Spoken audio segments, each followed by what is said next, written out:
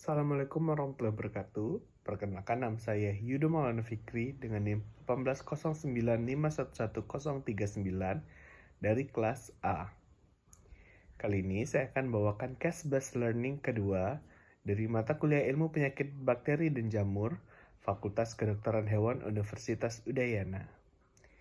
Adapun materi yang saya bawakan kali ini adalah leptospirosis pada sapi. Leptospirosis sendiri merupakan salah satu penyakit zoonosis penting yang tidak hanya berdampak pada kesehatan hewan, tapi juga pada manusia dan ekonomi peternakan. Yang pertama, latar belakang. Leptospirosis disebabkan oleh bakteri Leptospira interrogans dan spesies lain dari genus yang sama. Penyakit ini bisa menyerang banyak spesies hewan termasuk sapi, babi, anjing, bahkan manusia. Pada sapi, leptospirosis sering menyebabkan abortus, kelahiran pedet lemah, dan penurunan produksi susu. Kerugian ekonominya cukup besar, terutama pada peternakan sapi perah dan sapi potong. Penularan ini bisa terjadi secara langsung, misal lewat kontak dengan urin hewan yang terinfeksi, atau tidak langsung, seperti melalui air, tanah, dan pakan yang terkontaminasi. Karena sifatnya zoonotik dan sulit dikendalikan di lingkungan lembab, leptospirosis menjadi masalah penting yang memerlukan pendekatan One Health, yaitu kerjasama antara bidang kedokteran hewan, manusia, dan lingkungan. Selanjutnya adalah masalah yang diangkat. Saya mengangkat contoh kasus dari Chile yang dilaporkan oleh jurnal BMC Veterinary Research pada tahun 2015. Sebuah peternakan perah di wilayah Los Rios mengalami kematian 11 dari 130 anak sapi.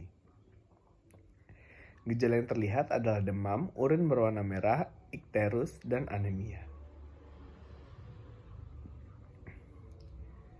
Hasil pemeriksaan laboratorium menunjukkan bahwa penyebabnya adalah Leptospira interrogans. Masalah utama dari kasus ini adalah diagnosis terlambat karena infeksi Leptospira sering bersifat subklinis atau tanpa gejala jelas. Selain itu, vaksin yang digunakan ternyata tidak sesuai dengan serovar lokal yang beredar, sehingga tidak memberikan perlindungan efektif. Kasus ini menggambarkan bahwa leptospirosis dapat menyebabkan kerugian besar, bahkan kematian pada pedet, dan juga membahayakan pekerja peternakan. Selanjutnya ada pembahasan. Yang pertama ada penyebab. Penyakit ini disebabkan oleh bakteri berbentuk spiral bernama Leptospira interrogans. Bakteri ini sangat bertahan hidup di lingkungan lembab seperti air dan lumpur, sehingga mudah menular pada musim hujan atau daerah dengan drainase buruk.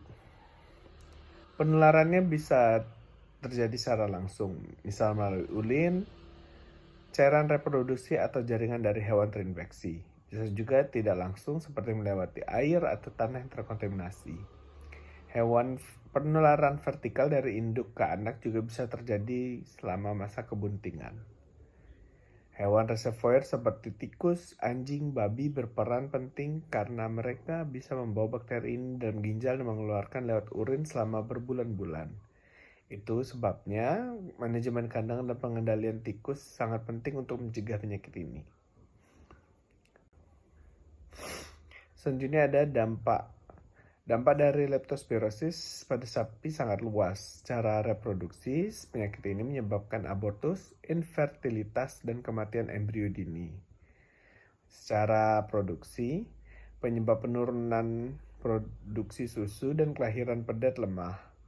Pada kasus akut, terutama pada pedet, bisa terjadi kematian akibat gagal ginjal atau anemia berat. Kerugian ekonomi sangat besar, mulai dari kehilangan hasil produksi hingga biaya pengobatan dan vaksinasi ulang.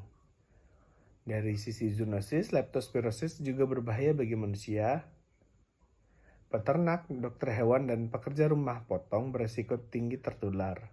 Pada manusia, infeksi berat bisa menyebabkan Wales disease dengan gejala demam tinggi, ikterus, dan gagal ginjal.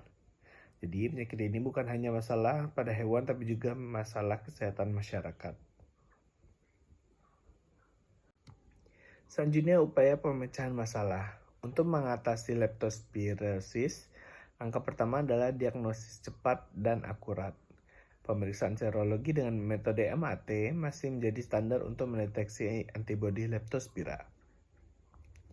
Selain itu, PCR dengan target gen LIPL32 dapat digunakan untuk mendeteksi DNA bakteri secara langsung dari sampel urin atau jaringan ginjal.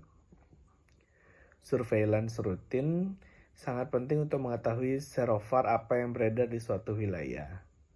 Karena setiap daerah memiliki serovar yang berbeda, maka vaksinasi pun perlu disesuaikan.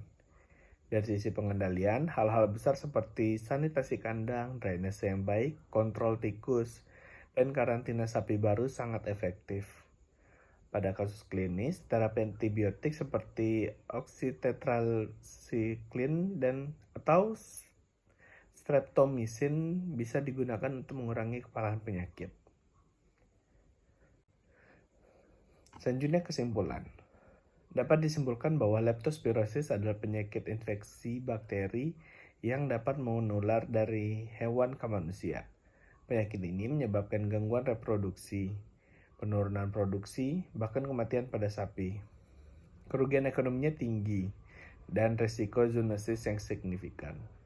Upaya pengendalian harus dilakukan dengan vaksinasi tepat, manajemen lingkungan yang baik, biosecurity yang ketat. Dengan penerapan prinsip One Health, pengendalian leptospirosis bisa lebih efektif karena melibatkan kolaborasi lintas sektor.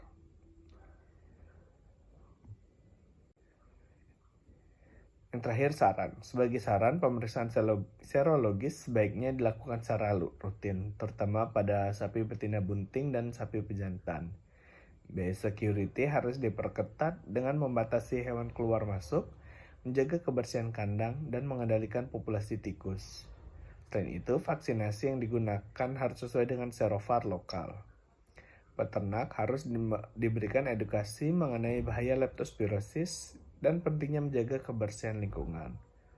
Terakhir, kerjasama antar Dinas Peternakan, Dinas Kesehatan, dan Laboratorium Veteriner sangat diperlukan untuk bangun sistem surveillance terpadu agar kejadian leptospirosis bisa dicegah sejak dini.